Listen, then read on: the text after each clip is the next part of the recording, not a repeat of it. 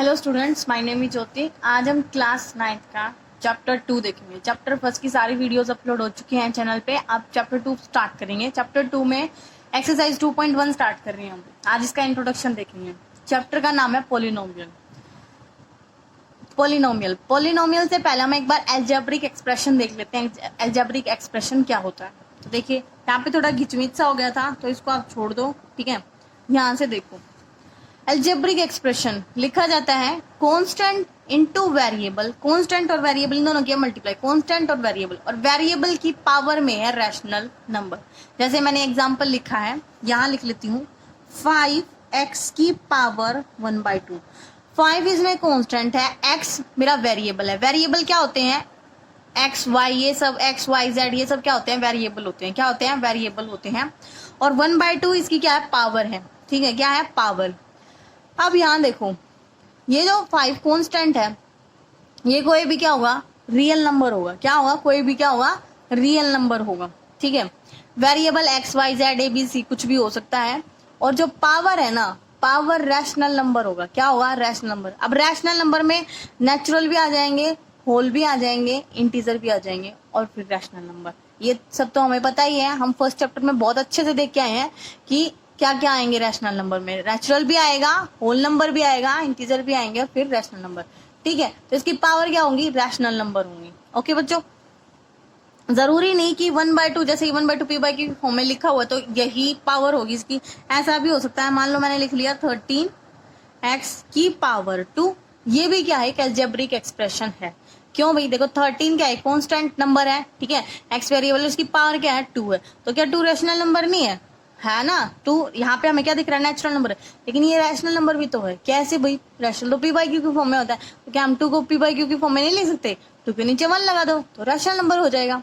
ये सब पता है ना हमें, बहुत अच्छे से हम देख के आए फर्स्ट चैप्टर में।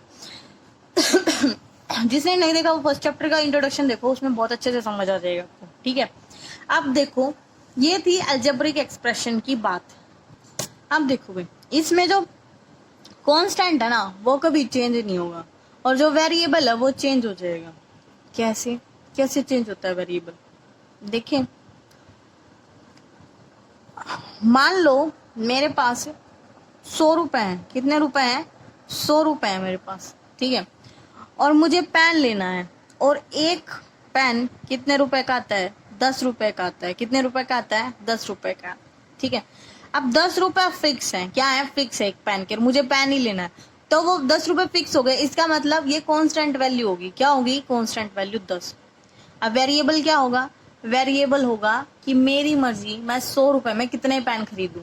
मैं एक भी खरीद सकती हूँ, मैं 2 भी खरीद सकती हूँ, मैं 3 भी खरीद सकती हूँ, या मैं 10 भी खरीद सकती हूँ। 10 पेन 100 रुपए के आ जाएंगे, तो मैं 10 भी खरीद सकती हूँ। तो ये हो गए वेरिएबल, मतलब वेरी कर रहा है, मेरी इच्छा के अकॉर्डिंग क्या कर रहे हैं, या मतलब इस कंडीशन में क्या कर रहे हैं? वेरी कर रहे हैं। क्या कर रहा है? वेरी कर रहा है। वेरिएबल क्या कर रहा है? वेरी कर रहा है। वेरी मतलब वेरिएबल। ठीक है, वेरी कर रहा है, तो इसका मतलब मुझे क्या पता चलेगा कि जो कांस्टेंट होगा ना, वो तो कांस्टेंट ही रहेगा, उसकी वैल्यू कोई चेंज नहीं होगी। लेकिन वेरिएबल क्या होता है? ये चेंज होता रहता है, ये कांस्टेंट नहीं होता। ठीक है, अब हम पोलिनोमियल देखेंगे। पोलिनोमियल क्या होता है? पोलिनोमियल होगा कांस्टेंट वेरिएबल की पावर होल नंबर। क्या लिखा है मैंने? कांस्टेंट वेरिएबल की पावर होल नंबर। और अलजेब्रिक एक्सप्रेशन में क्या लिखा था? कांस्टेंट वेरिएबल, ये दोनों तो सेम ही है, लेकिन यहाँ पावर रैशनल नंबर था और यहाँ क्या है? होल नंबर है। तो ये डिफरेंस है अलजेब्रिक और पोलिनोमियल में। ठीक है, यहाँ पे पावर रैशनल होगी, रैशनल नंबर होगा, और यहाँ पे होल नंबर ही होगा। जैसे एग्जाम्पल ले, मैंने एग्जाम्पल ले लिया 8x की पावर 0। या मैं लिख लू 9x की पावर 2। तो ये सब क्या होंगे? पोलिनोमियल होंगे। क्या होंगे? पोलिनोमियल। होल नंबर में 0 आता है ना, तो ये क्या है? पोलिनोमियल है।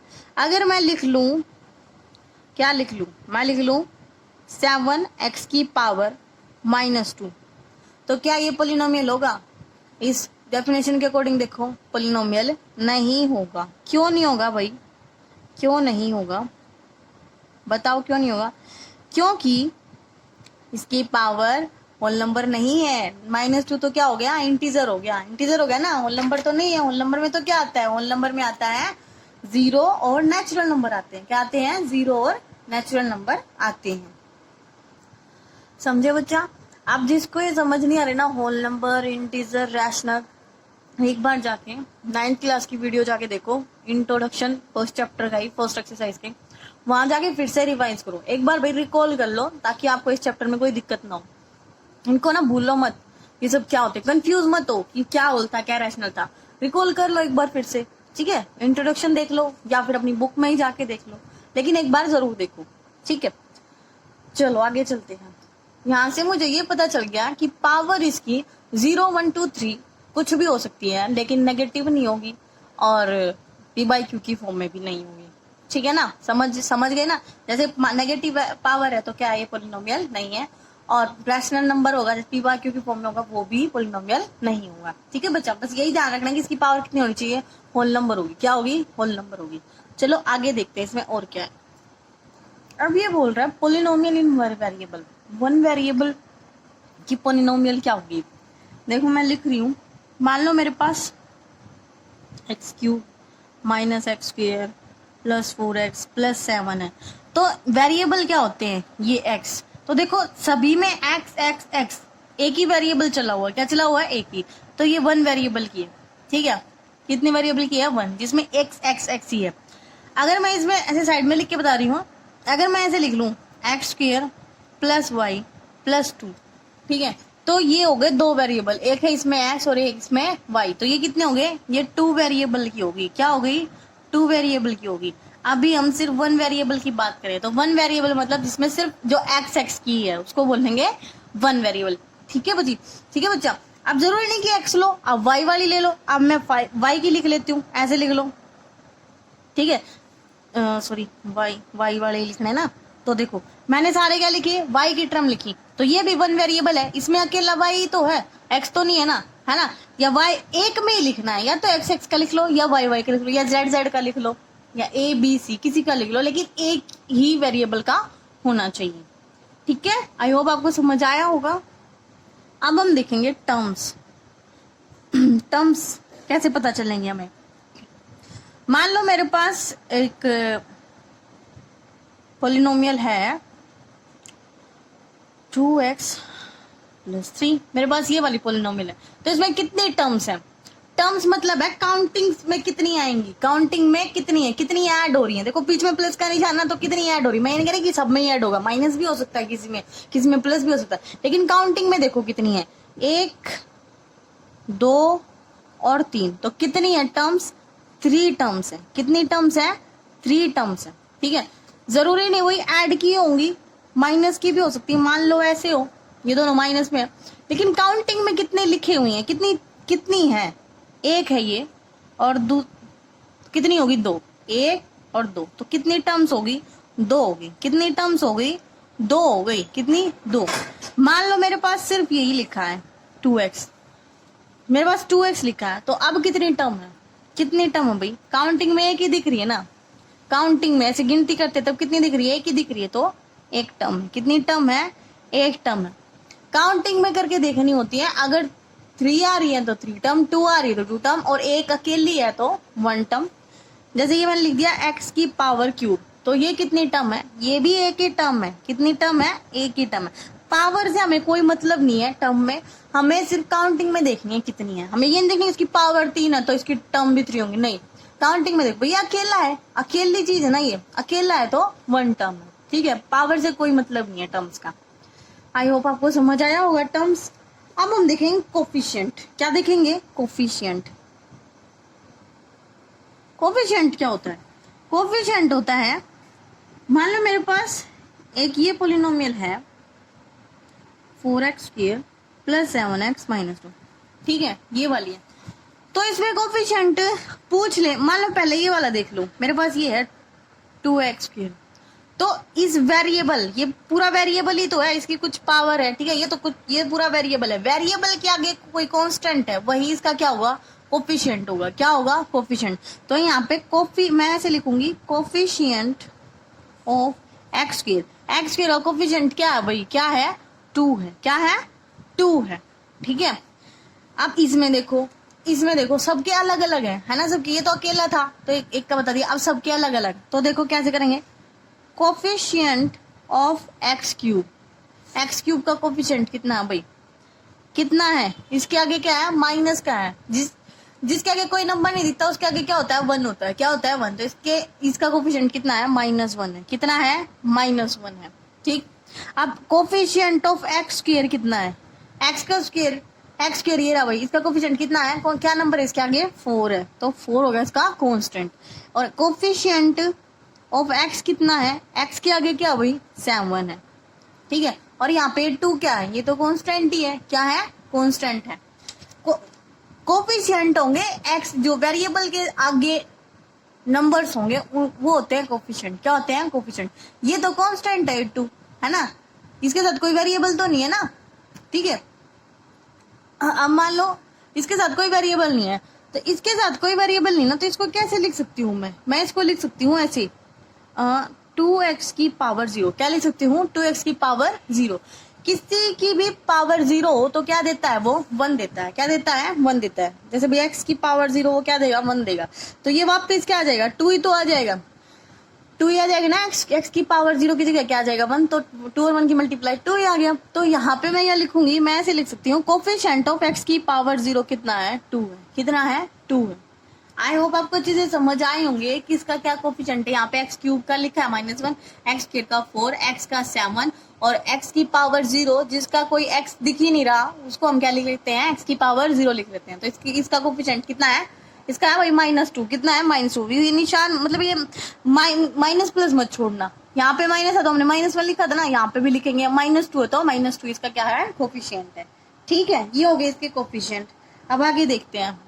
हाँ भाई देखो, कांस्टेंट पोलिनोमियल क्या होंगे भाई, जिनका जैसे 2, -5, 7 ये सभी क्या है, कांस्टेंट पोलिनोमियल है, क्या है, कांस्टेंट पोलिनोमियल है, ठीक है। कैसे, मैं 2 के साथ क्या लिख सकती हूँ, मैं 2 के साथ लिख सकती हूँ x की पावर 0, क्या लिख सकती हूँ, x की पावर 0। कांस्टेंट पोलिनोमियल वो होंगे जिनके वेरिएबल हमें जिनके वेरिएबल है ही नहीं है ना, इनके साथ कोई वेरिएबल नहीं लगा, तो हम क्या लिखते हैं, वेरिएबल की जगह क्या लिखते हैं, x की पावर 0 लिखते हैं, क्या लिखते हैं, x की पावर 0 लिख लेते हैं, ठीक है। और x की पावर 0 होता क्या है, 1 ही होता, तो ये वापस 2 ही आ जाता है ना। तो x की जिस वेरिएबल की पावर 0 होगी, जिसके वेरिएबल की पावर 0 है, वो सब क्या होते हैं, कांस्टेंट वेरिएबल होते हैं। कुछ भी हो सकता है भाई, यहाँ पे 100 भी क्या है, कांस्टेंट पोलिनोमियल ही है। 100 को भी मैं ऐसे लिख सकती हूँ, 100 x की पावर 0 लिख सकती हूँ ना, तो ये होगा कांस्टेंट पोलिनोमियल, ठीक है। समझ आया होगा आपको। अब देखते हैं आगे। कांस्टेंट पोलिनोमियल कोई भी काउंटिंग में लिखा हुआ हो कांस्टेंट पोलिनोमियल होगा, एक्सेप्ट 0 भाई, 0 को छोड़ के बाकी सभी नंबर्स को हम कांस्टेंट पोलिनोमियल बोल सकते हैं, लेकिन 0 को नहीं बोलेंगे, ठीक है। हम ये नहीं लिखेंगे कि 0 x की पावर 0, ठीक है। क्यों नहीं, अभी मैं आपको बताती हूँ। जो ये 0 ना, इसको बोलते हैं 0 पोलिनोमियल। क्या बोलते हैं, 0 पोलिनोमियल बोलते हैं। क्या बोलते हैं, 0 पोलिनोमियल। 0 को हम कांस्टेंट पोलिनोमियल नहीं बोलेंगे, 0 को हम बोलेंगे 0 पोलिनोमियल। क्या डिफरेंस हुआ मैम इसमें 0 पोलिनोमियल में, देखो भाई 0 पोलिनोमियल क्या होगा, 0 x की पावर 0, ठीक है। मैम आपने यहाँ पे भी यही लिखा था, तो डिफरेंस क्या, यहाँ पे होगा 0 x की पावर 0। अगर भाई बाय चांस मैं, ये भी तो हो सकता है कि x की पावर क्यूब और उसके आगे आगे 0, उसके आगे कांस्टेंट क्या हो, 0, तो ये भी तो एक 0 ही वैल्यू देता है। क्या देता है, 0 ही वैल्यू दे रहा है ना, 0 वैल्यू। मान लो x की पावर 99 है और उसके आगे मैं 0 लिख लूं, तो ये भी क्या दे रहा है, 0 ही दे रहा है ना। अगर मैं इनके आगे ऐसे लिखूंगी, इनके आगे लिखूंगी तो कोई पोलिनोमियल बन जाएगी, है ना। ये इसमें तो क्या है, कांस्टेंट पोलिनोमियल में तो क्या x की पावर 0 ही होनी चाहिए, लेकिन यहाँ पे ये कंडीशन नहीं है कि x की पावर 0 ही होगी। यहाँ पे तो भाई x की पावर कुछ भी हो सकती है, क्योंकि आंसर क्या आ रहा है, 0 ही आ रहा है। अब 0 के साथ तो कोई भी वेरिएबल की कितनी भी पावर हो सकती है ना। तो ये होती है 0 पोलिनोमियल, और जीरो पोलिनोमियल की हम डिग्री बता नहीं सकते। क्या नहीं बता सकते हम? डिग्री नहीं बता सकते। तो degree of zero polynomial not defined, not defined. भाई हम डिफाइन नहीं कर सकते जीरो पोलिनोम की डिग्री। कैसे भाई? यहाँ पे डिग्री कितनी है, मतलब डिग्री का मतलब होता है एक्स की कितनी पावर है।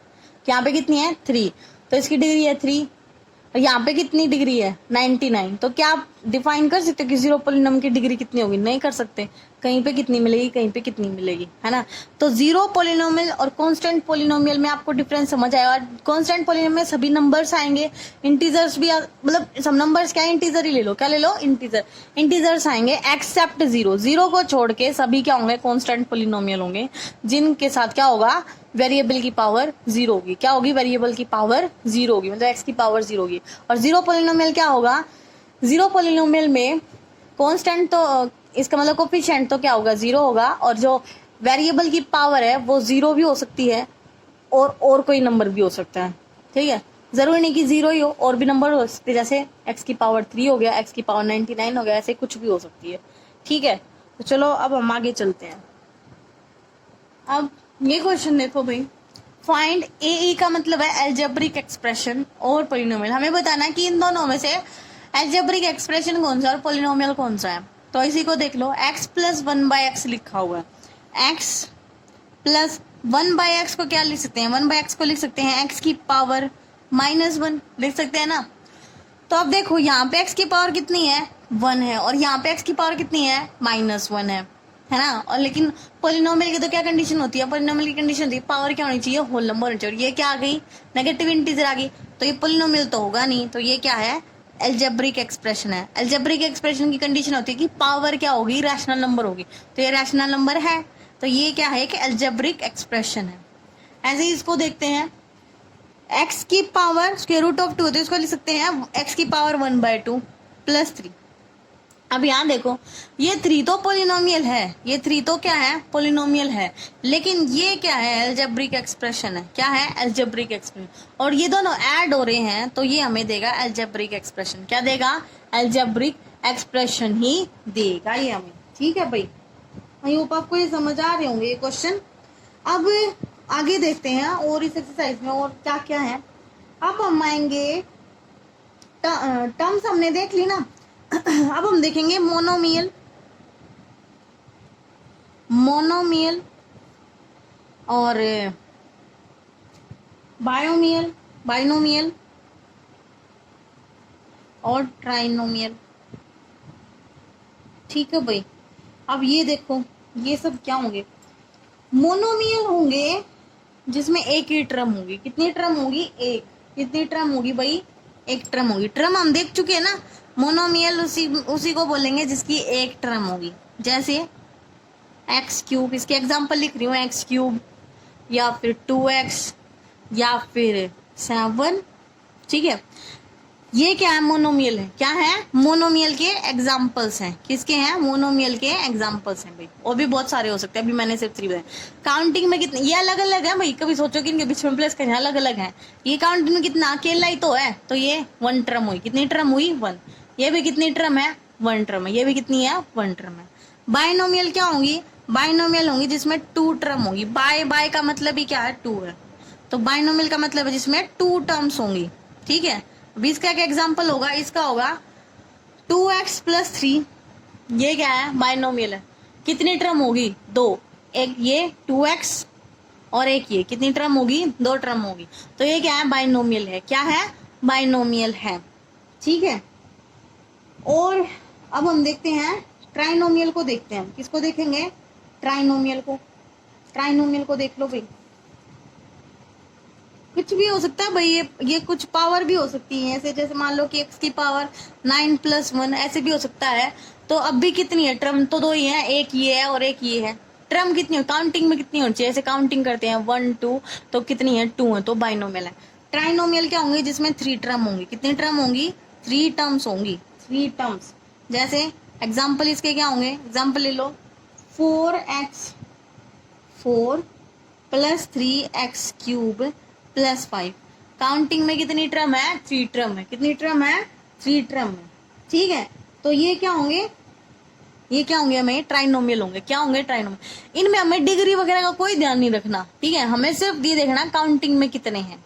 अगर एक है टर्म तो मोनोमियल, और दो है तो बाइनोमियल, और तीन है तो ट्राइनोमियल। ठीक है, अब हम देखेंगे डिग्री। मैं बार बार डिग्री डिग्री बोल रही हूँ, अब हम डिग्री देखेंगे। ठीक है, डिग्री, डिग्री का मतलब मान लो मैंने ये लिख लिया 4x की पावर 5 प्लस 3x की power 4 plus 2x cube plus 5, ऐसे लिख लिया। तो डिग्री, डिग्री का मतलब है वेरिएबल की पावर। क्या है, वेरिएबल की पावर। जो हाईएस्ट पावर होगी ना, क्या होगी, हाईएस्ट पावर, उसी को बोलते हैं उस पोलिनोमियल की डिग्री। क्या बोलेंगे, उस पोलिनोमियल की डिग्री। अब ये पोलिनोमियल तो है ही, अब इसकी हाईएस्ट पावर कितनी है, हाईएस्ट मतलब पावर में सबसे बड़ा कौन है भाई, ये पावर ऊपर लिखी हो ना, तो सबसे बड़ी कौन सा नंबर है, यही है ना 5। तो इसकी डिग्री कितनी हुई, 5 हुई। कितनी डिग्री हुई, 5 डिग्री हो गई इस पोलिनोमियल की। इस पोलिनोमियल की कितनी डिग्री होगी, 5 होगी, हाईएस्ट लिखनी है। ठीक है, मान लो मैंने ये लिख लिया, एक और लिख लेते हैं। मान लो मैंने लिख लिया ये 2, ठीक है, क्या लिख लिया, 2 लिख लिया। तो 2 एक कांस्टेंट पोलिनोमियल है। क्या है, एक कांस्टेंट पोलिनोमियल है। और कांस्टेंट पोलिनोमियल कैसे लिखा जाता है, कांस्टेंट पोलिनोमियल लिखा जाता है 2x की पावर 0। क्या लिखा जाता है, x की पावर 0 लिखा जाता है ना। तो यहाँ पे x की पावर कितनी है, 0 है। तो इसकी डिग्री कितनी हुई, इसकी डिग्री हुई 0। कितनी डिग्री हुई इसकी, 0 हुई। ठीक है भाई, समझ आ रहा होगा आपको अच्छे से। अब हम डिग्री, अब भाई नंबर्स तो कितने ही ले लो, काउंटिंग तो बहुत ज्यादा, नंबर तो कितने ही हो जाते हैं, लेकिन हम मेन 3 ही पढ़ते हैं। कितने पढ़ते हैं, 3 पढ़ते हैं। क्या क्या पढ़ते हैं, लीनियर, लीनियर पोलिनोमियल और क्वाड्रेटिक,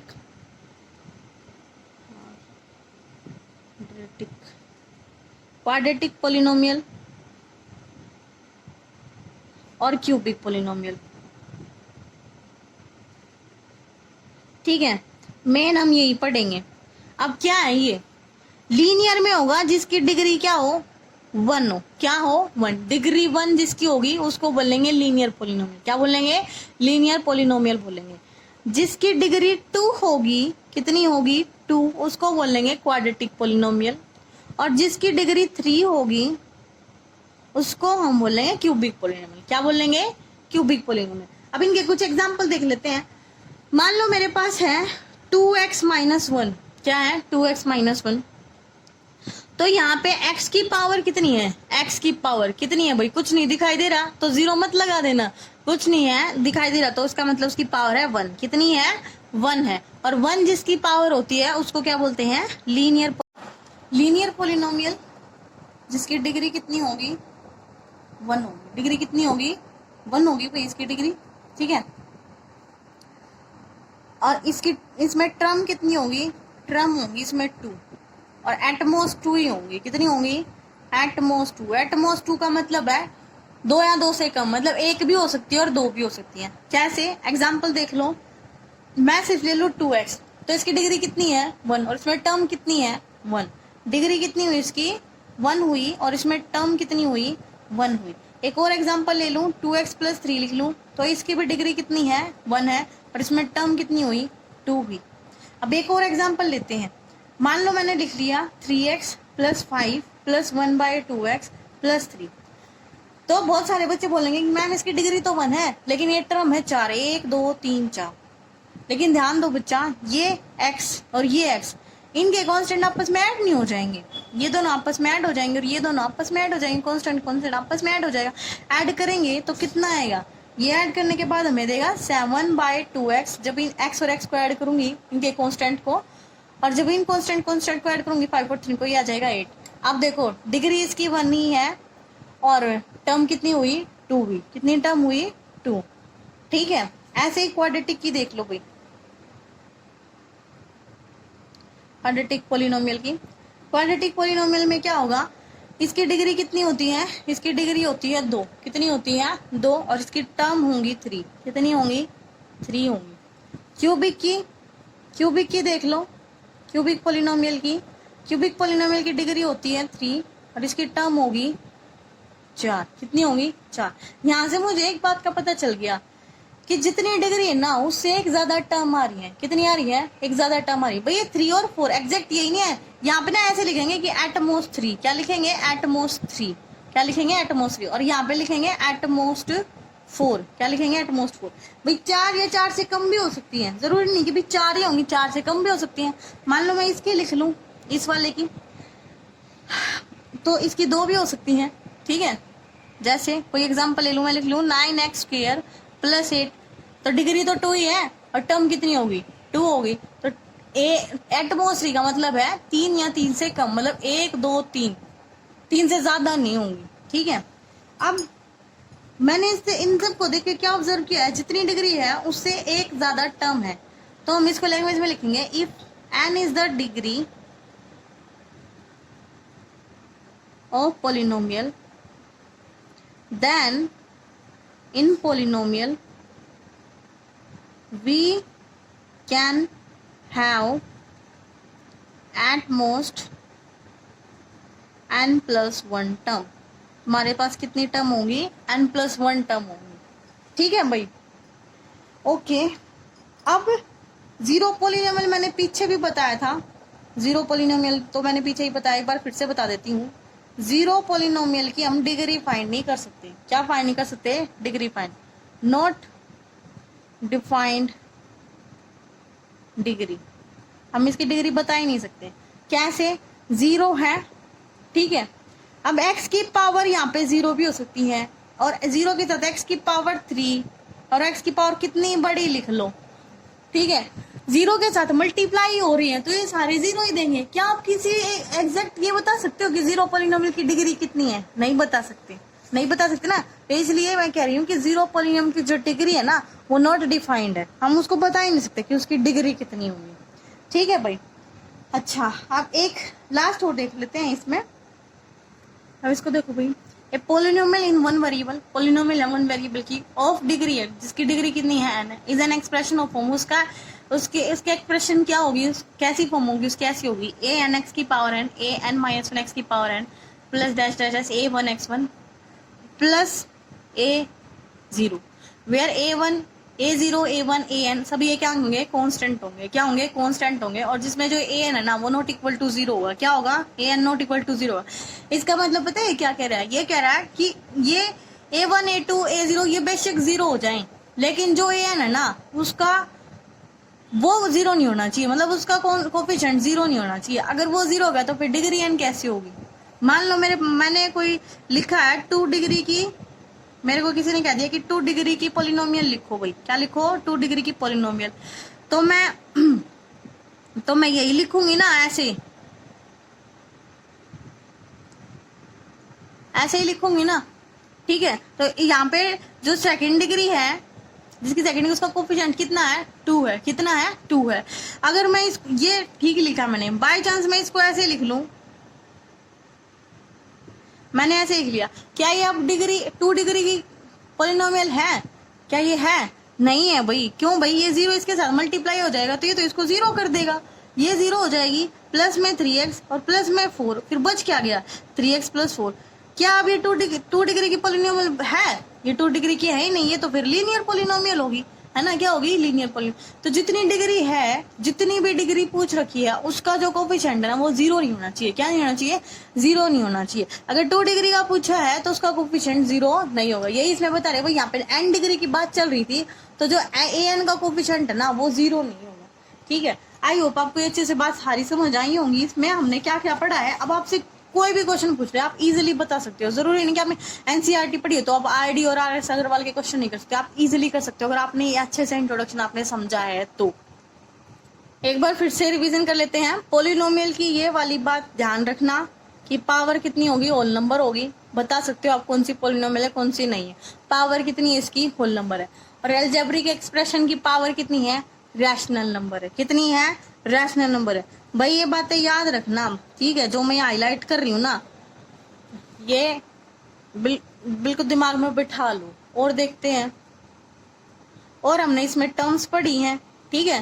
टर्म्स काउंटिंग में 3 है, काउंटिंग में 2 है तो 2 टर्म्स है, ठीक है। कोफिशिएंट देखिए, उनके कोफिशिएंट क्या क्या होंगे। हाँ, कांस्टेंट पोलिनोमियल का क्या देखे हैं, कांस्टेंट पोलिनोमियल को हम कैसे लिखते हैं, x की पावर 0 लिखते हैं, उसके साथ क्या लिखते हैं, x की पावर 0 लिखते हैं कांस्टेंट पोलिनोमियल को, ठीक है। लेकिन एक्सेप्ट जीरो को ऐसे नहीं लिख सकते, जीरो पोलिनोमियल में हम ऐसे नहीं लिख सकते, जीरो पोलिनोमियल ऐसे भी होगी, ऐसे भी होगी, ऐसे भी होगी, तो हम बता ही नहीं सकते। जीरो पोलिनोमियल क्या भाई, इसकी डिग्री को हम डिफाइंड नहीं कर सकते, ठीक है।